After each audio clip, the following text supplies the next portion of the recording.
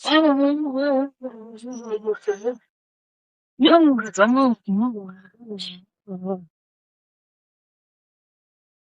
everybody.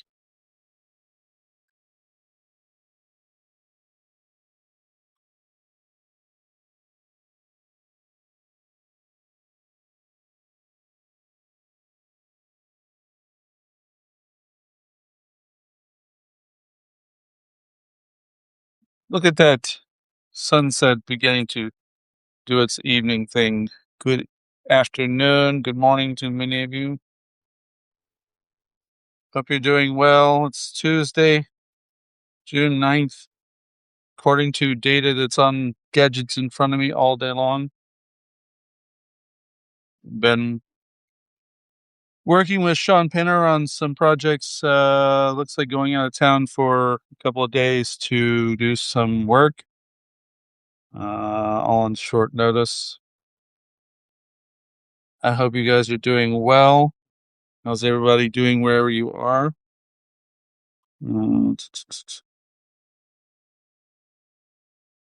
What's happening in the supposed free world?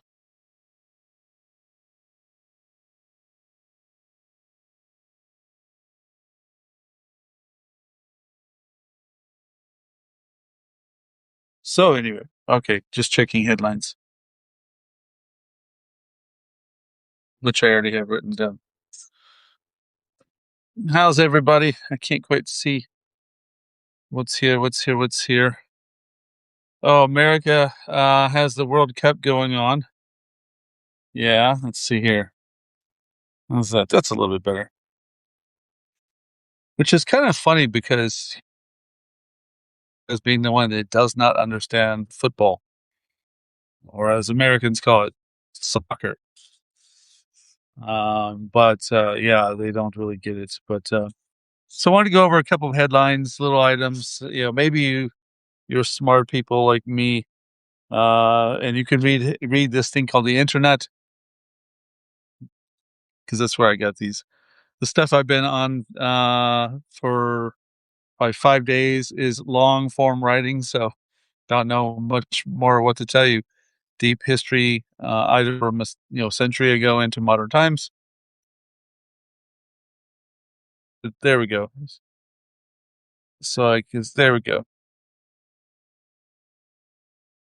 Joe and Nicole are back in France. Okay, all right. Good. I got a message from a friend of mine. Oh, just in time. Air raid. Terrorists never stop to come on time. Hold on. I hear terrorism.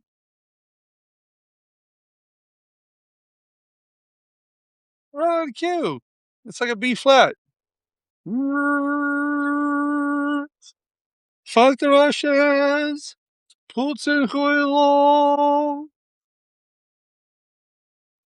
It's as if I knew they would send terrorism today because it's Russia. Terrorism isn't on its way. So drone deal made with Latvia. Um, that makes 6 countries that Ukraine has been making deals with. Also, Chloe, we need to do a show again soon. I'm going to be doing one with Brian Carroll. Journalism. It's not ridiculously bad. Like, very bad. Scott Pelley got the final blow. So, Latvia, Saudi Arabia, Qatar, UAE, Lithuania, and Netherlands. 6 countries with drone deals. And then other development deals with Germany, Norway, Romania, and Canada. Of which Zelensky says that soon be able to launch up to 600 drones into Russia per day. Do y'all hear the air raid? You hear air raid sounds? Okay, now we get history lessons going on because I'm going to start doing lectures on Warren Harding. Invoke the historic muse. Bulgaria, right on fucking cue. Bulgaria, I don't think that you hear this sound over your skies, but you will. See, Bulgaria has actually been a pretty good partner to Ukraine until recently, and I actually wrote an article about it. It's as if I forecasted what would happen when you elect Kremlin bitches to run your government. First thing they did was go, oh, no more weapons, and then they said, oh, blitz, bombed. You can't really fight a war without weapons. You know, problems when there's no gear there to fight. Been there. Got a lot of friends who went through that. Once the April 2024 package was passed in the United States, a whole bunch of friends I know signed up for the armed forces of Ukraine, and they had been waiting for uh, the resources to be doing so. Drone nets around Putin. Putin is scared. He needs some drone nets. Putin needs some Valdeck. Notice the birds are not really all that afraid. I don't think there's really a way to activate like if I do that. There's not a really way. Whoa. Because the sun is heavenly. Here, we'll try this. I don't think it's going to do my normal way of doing cameras where I can kind of halfway control the shading. Nope, it will not do this. So I'm not going to tax it. We'll do it. We'll do it that way. All my gear is over with Shaun Pinner right now. Ask him what to do with it. We're actually shooting some interviews. So supporting independent journalism. We need your help.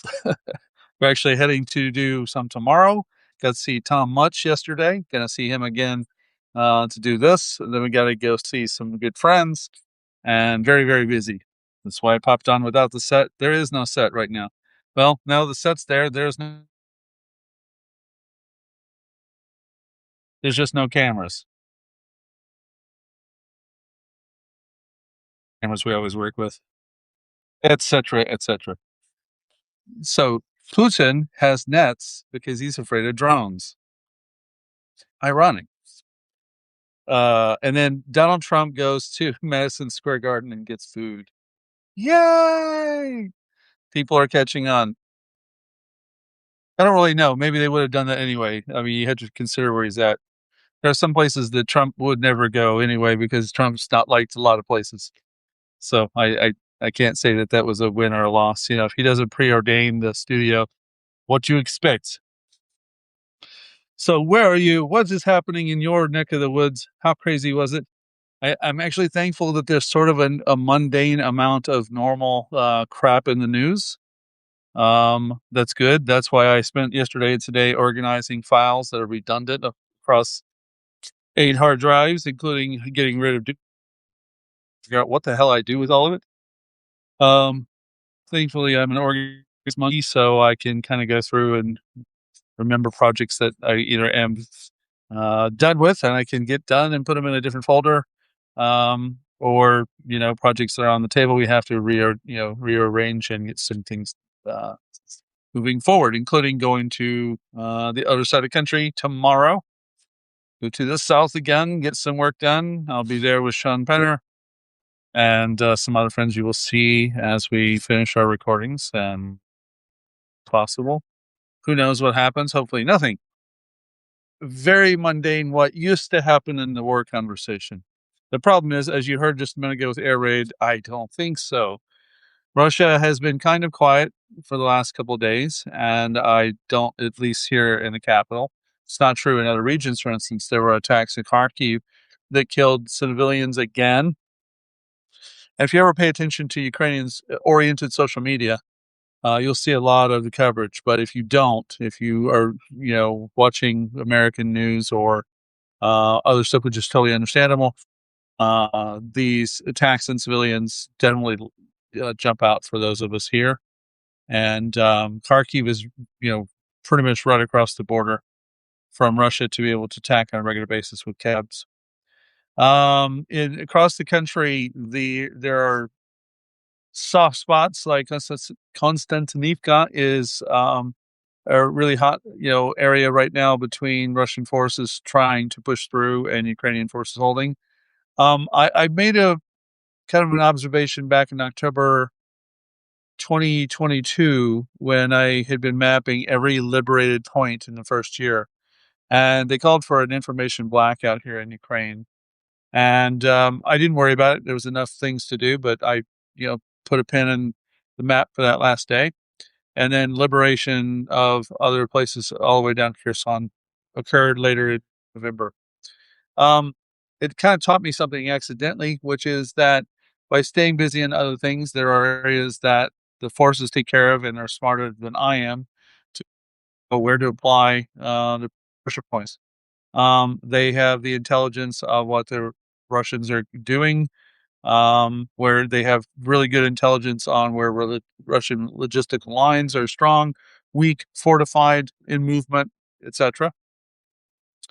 And when I do, when I do stop to look over to see the condition of those situations from in the north, Kupiansk region, or even Sumy, if you want to go to the direct Sumy and Chernihiv regions, Kupiansk down all the way over across to Kherson. Um, Most of what I've been able to see reported for the last 3+ years has been able to be reliable enough that I don't have to panic at failure points of a theoretical front.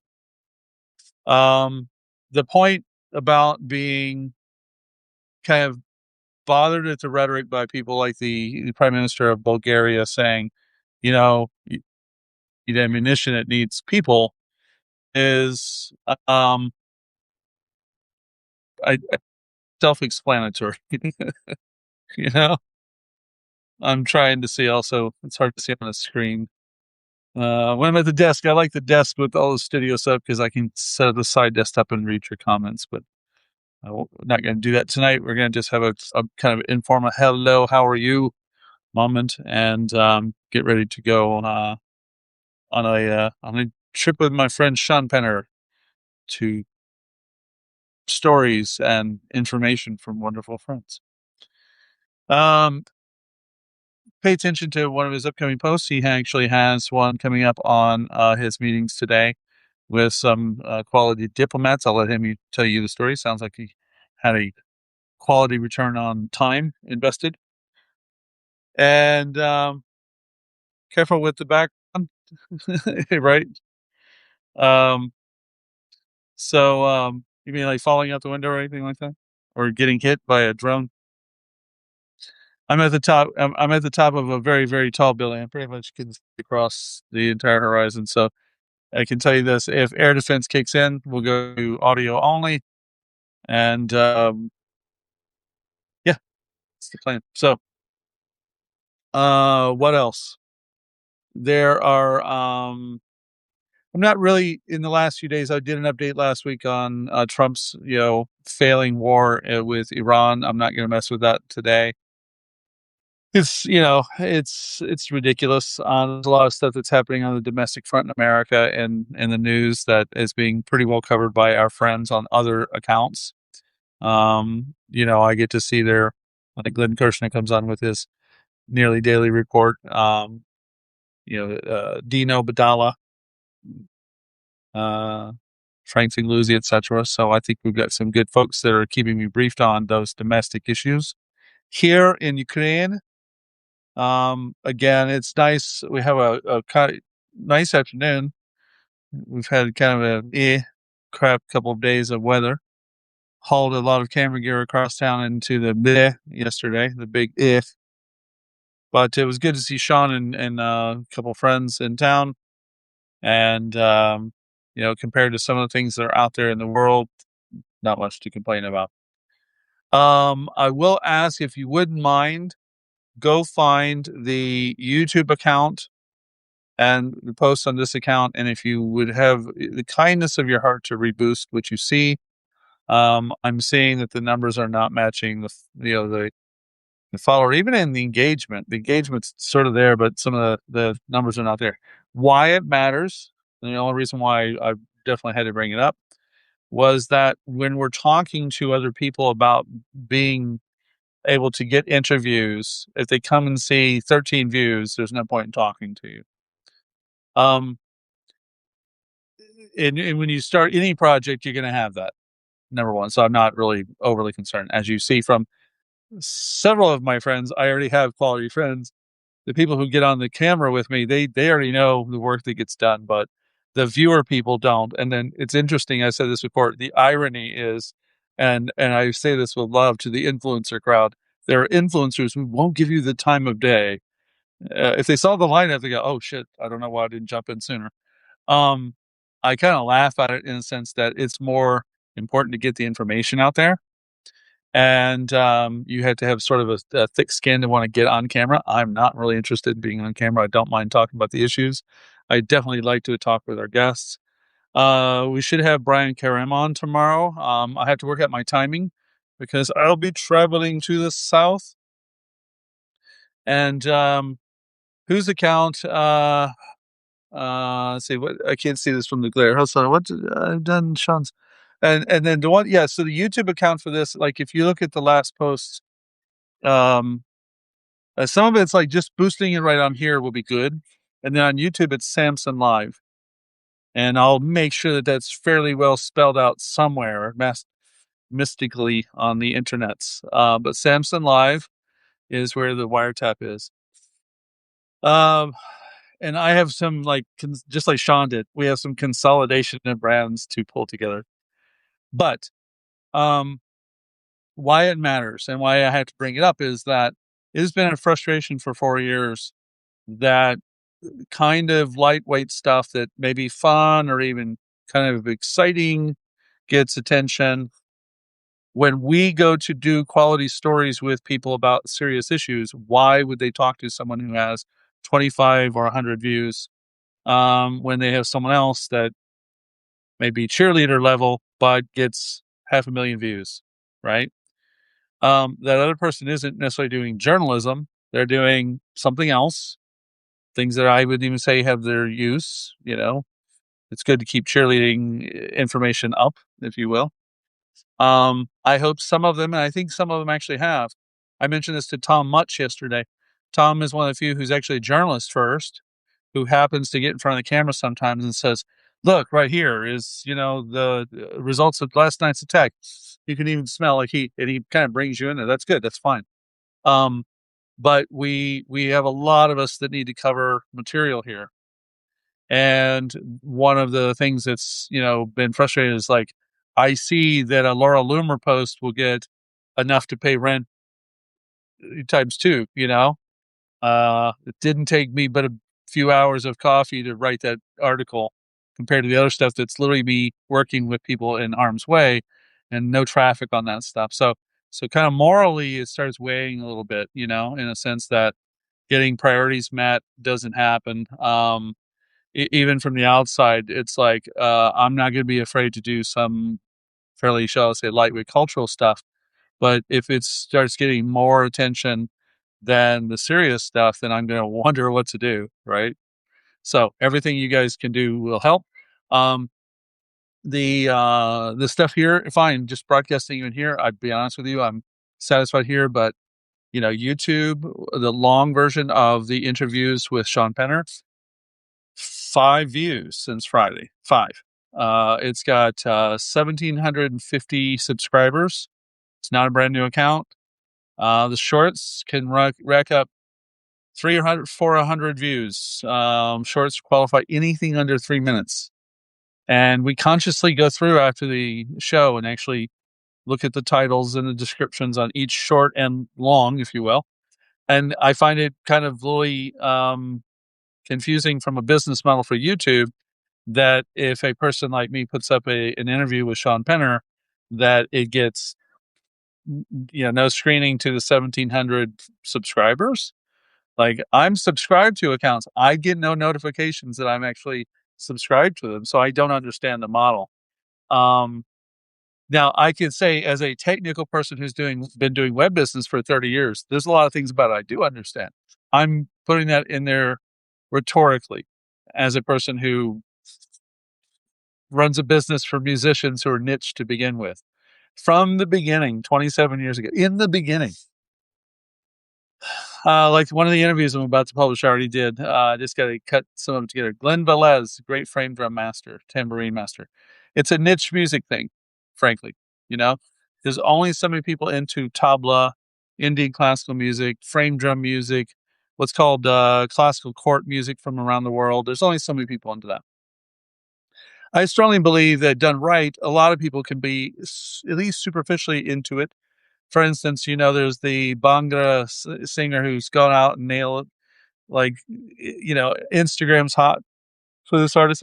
Pardon me, I don't remember his name off the top of my head, but I'm, not surprised by the sound of Bhangra because I'm close to the indie community. But to have him come out there and land that on, like, I think it was Jimmy Kimmel or one of those shows one night, and just everyone wants to hear this sound. Yeah, exactly. If you don't try to do it, it doesn't get out there. Now, um, across 27 plus years, I've had to find out, where does that occur? Who wants to hear, Bernie Worrell, the great funk master from P-Funk, Talking Heads, he had a niche audience already. He already had his funk audience. He already had his Prague Fest type audience. So each one of these has their thing, but same thing with Ukrainian news. You've got to figure out where you're going to be reaching. And if the algorithms are not friendly to you to begin with, I don't know what to say, but it's frustrating for a range of people who need it, just flat out. So let me put it in the context of this. For instance, right now we have 18 people who've been in here to watch today. That's 3 times more than the amount of people who boosted the last 2 articles on this account.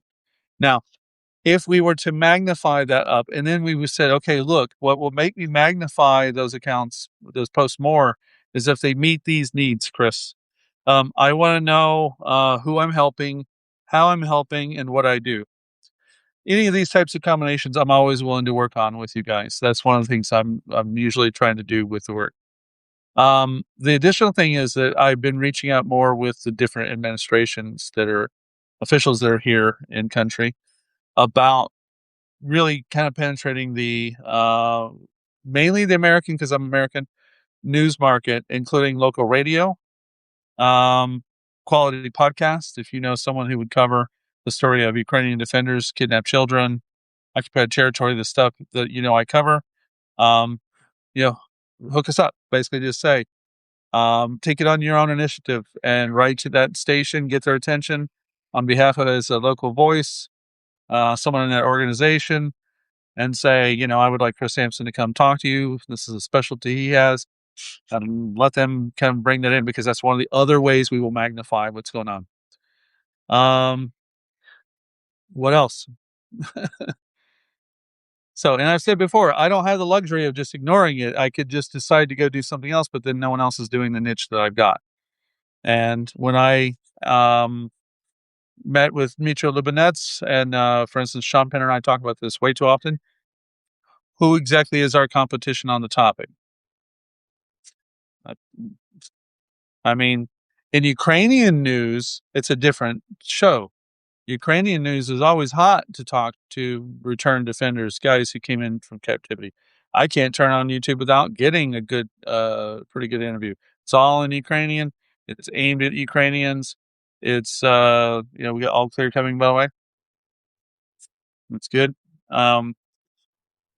But it doesn't answer the who, what, when, where, how of changing things in the West. So that's one of the reasons why a dialogue with people who are in America, Canada, or somewhere really, really helps. So if you wouldn't mind, if you have ideas, let me know. And we just want to keep, like, I don't feel that we have the luxury of resting on our laurels that we've tried everything. We haven't. And without naming certain, like, people I consider more like influencer level, there are people who get attention and, they do some relative good for Ukraine in general, but they don't meet the needs of communities I'm close to. And instead of bitching about it, which I don't have time for, I'm not interested in. Um, one, I'm actually trying to outsmart the wheel, and we'll get some of their energy in that direction one way or the other because we have a plan. Trust me. And then the second part is to say, look at what works with people who get in those positions. And I will tell you, I have not been that either ambitious or adventurous on my own behalf to plow over anything to get through that. Not in that capacity, not in that way. It's not my style. Um, I have to learn from that in some way that fits what's also ethically for my manner. For instance, I may have told you guys this before. I have learned how at certain events, when it's serious, to elbow a little bit. When the disrespects are kicking in a little bit unnecessarily with colleagues, the elbow will go out. But it's not really how I think it should be done. And actually, I found in journalism, it's counteractive, to have this kind of vibe about you. I mean that, for instance, like with the elbow jabs, there have been times where an event and a young person, it was the one that sticks out most about memory, is a young person was trying to get beyond a perimeter none of us could get past. Officer already said, "Here's a line. Right now, for security purposes, everyone stays here." Me and everyone else is at the line. This guy's trying to get a little further past me. Like, you can't get further past me. I've been here for a while, man. Like, just chill. He does it again. Finally, he gets right up on my elbow, and he gets an elbow because that's what he asked for. About 3 minutes later, they changed the line again. He could go to somewhere he would have been. My view is always like, we can all do that, and then what? You know? Elbow number 2, which has less to do with news, is if there's a babus here, a woman in front of me, small person, someone who's vulnerable, and I feel you on my heels in the metro trying to pass me when I know they're in front, you are not getting past the elbows. The elbows are designed to protect the person in front that I too see, that I too could run over if I was such a people. People I love that when Ukrainian life is like this in the metro, I feel a little bit okay with it because at least it's quasi normal. And considering what Ukrainians have been through, considering that it's not pure fucking mayhem, Molodets. But there's still the elbows. So Trump gets booed at Madison Square Gardens. What a terrible guy, Donald Trump. And his kids are profiting off of all of these things. That's another thing. We'll go into another discussion time. But look, we have sun. Oh, da da da da da da. It's got the sunset tonight here in Ukraine. Як тебе не любити, Kyiv me. What a beautiful home, Kyiv. So I want to thank everyone who backs us up and thank you for believing us. I had a good talk again with Shaun. We're gonna jump on a train. We're gonna go get some things done. And I think tomorrow night broadcast from Dnipro because that's how things is. Remember, if you are not a paid subscriber, paid subscriptions help get things done. We're actually very good at living on the not much in the pockets, but every little dime counts, and they happen to pile in just it right. If we don't ask, someone else just did. Someone else was smart enough, determined enough to just climb over the ethical boundaries and just ask you to pay for their church. I thought about that today. I was like, after all those years of the prayer cloth and the people on TV saying, if you don't do this, someone will die. Yeah. I feel Barbara is out there. Barbara, I feel you're dealing with some problems, Barbara, but here's a prayer cloth anointed. Just send in your $1,000. And I'm like, God, what an asshole. But Pacifica, for instance, it wasn't really that big of a deal. When it was, a community radio station where I kind of just knew we all came together to do it. It wasn't really as difficult. It got annoying, and I'll say that this taught me something. It got annoying to do it, and I ever saw waste. So if we're asking people to interrupt broadcasting and donate money, and I see waste. Yeah. So magic secret sauce is that I ran a band house for 7 years. Seemed like a good idea at the time. It was just me and the 5 guys in the band. 35 roommates over 7 years. I was the band house mom. I had to pay for everything. I learned a lot about budgets because if someone else doesn't pay, guess who has to pay everything? If they don't pay towards the light bill, guess who makes up the difference? If they don't pay their portion of the rent or they change their mind at the last minute, just leave. Guess who pays the difference? I paid the difference over and over again. Or I would say me and a handful of other good roommates had to throw out a little extra money out of our own pocket to pay for that. Which is why at the same time I was joining the radio station, and there's an overlap of about 4 years in that, and I would get on the radio and go, hey, everybody, it's time to pay the rent. Yeah, we all like living here. We all like the kitchen. We all like the chess room. We like the music hall, but we're not paying the rent.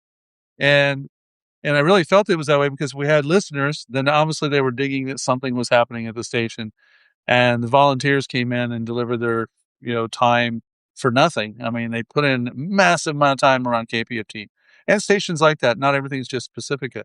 Other community radio stations, even college radio stations, go out of their way to put together programming, whether it's news programming or community talk or some sort of culture programs. And of course, community news is a real pain in the ass.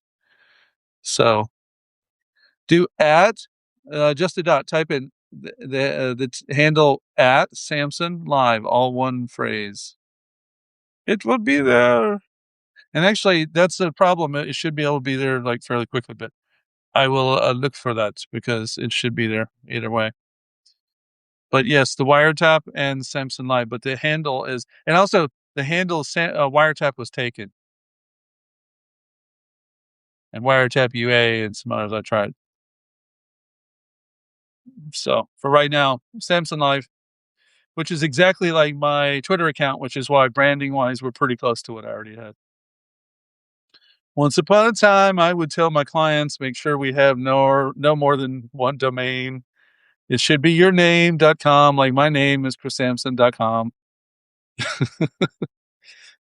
I have chrissampson.com, and I know other Chris Sampsons, and they do not have the domain. I am the one that has the domain, because on Substack, I am the Chris Sampson. Everywhere else, I'm just a Chris Sampson, like the ones that come in a 6-pack.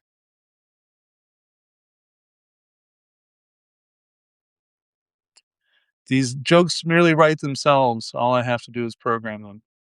It's terrible. But the sun has finally parted for the night. Look, if I do that, you can see it's just barely there. Just barely there. It's actually just the glow. The sun itself is no longer visible. But, again, seriously, thank you. I just want to rip off some headlines off the charts and throw them on the table for you and say, hey, everybody, we're still alive. Fuck the Russians. Russians are losing. You know how you can tell the Russians are losing? Because this should have been over by now if they were the superior force. But they're not. And never get in a fight you can't win. Never get in a fight that you can't win. So, got in a fight one time that I lost, and it was actually not one I tried to get in. Bumped into a guy who was probably about a 5-foot Salvadoran guy at a mall. He said, fuck you. I said, fuck you back. He went off. I wasn't in the mood for fighting. Fight happened real quick. It was over. Didn't really hurt me. Just like he did. He kind of actually did what I do in a fight right back at me. And it was like, oh, it was a flurry or something, but it's kind of funny. Karmically, I kind of needed it. Not because I did anything to him. Actually, the only thing I did to him was blow him off. I think he was, the way I see it, he was more serious that day than I was. That's okay. I walked home. It was like being bit like a bite with Chihuahua too, because you walk home with not even a bite on you. You can't even tell. Like you know you got bite, but you look and you're like you have to look for it. It's one of those days. But otherwise, Don't be starting fights. This is the thing about Iran. This is the thing about everything. Don't be starting fights. When you start a fight, you're over your nose and you don't belong in the sane world anymore. Don't start a fight. Ask all the ones that got stopped too, because there was a lot of stopped. I kept that out of the Rocky Horror Picture Show interviews, by the way. For all those times when I talk about my youth, that's when that was. It was when I was riffraff, dressed as riffraff. We were at diners at 2 o'clock in the morning and someone would throttle my friend in fishnets. I didn't like that. My friends didn't need that. We didn't have, of course, Tomball, Texas was MAGA before there were MAGA. Oh, I do mention, I say MAGA before MAGA in the interview. But yeah, we had MAGA before there was MAGA. And they would show up at 2 o'clock in the morning at the diner and be upset that somebody was dressed different than them. I don't know why. Who cares? What are you doing out at the diner at 2 o'clock in the morning? Don't you know only freaks are at diners at 2 o'clock in the morning? I thought that was in the rules. It's in the Bible somewhere. Why did Linus wear a swim cap? I do not know. It could also be it could be a creative accessory. I do not know. But he's a cool dude. I appreciate. Did you like the interview? I hope you enjoyed what's there. If you haven't seen the interview with Linus O'Brien there, check it out. I have to go to do this thing with Shaun in Dnipro and then come back and I will get the interview with his dad and put that up shortly. I already have kind of know what I want to ask and who knows what will be said. But I think it would be very fascinating. And I think what surprised me, just like you said in the interview, what surprised me was how many people it affected. I wasn't terribly surprised that it did, I guess. It didn't seem all that foreign to my concepts, but good to know. Good to know that people found something positive in their life. I found camaraderie in there, but I found camaraderie later in other areas of life, radio station, music, etc. Did not know it was about. Yeah, I don't think so. But it was good interview. Also, again, if you wouldn't mind, friends, find the posts and boost them if you have not had time, so that the algorithms find them and help us out to know what is happening. I find it baffling, like on Twitter, 20,000, almost 21,000 followers, posts to get 4 engagements after 24, 48 hours. And there's several friends of mine in the same boat. We don't understand social and media at that point. We know the interviews are worthwhile. People who will say it, watch it, see it. But if it's never boosted anywhere else, no one knows it's happening. It's like a good movie or a good concert that no one got to see.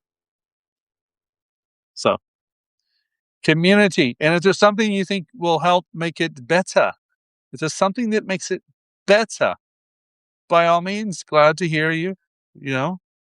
I don't claim to have godlike powers over much of anything, obviously, but I appreciate you much. And we'll stay in tune. We'll see what happens tonight. I have feel terrorism may be in the air. I don't know. I know the Russian neighbors are typically antsy right about now. I can feel that. But take care of yourselves. Thank you so much. See you soon. Slava Ukraini, Heroim Slava. I Pizdets Rossiyskої Federacji.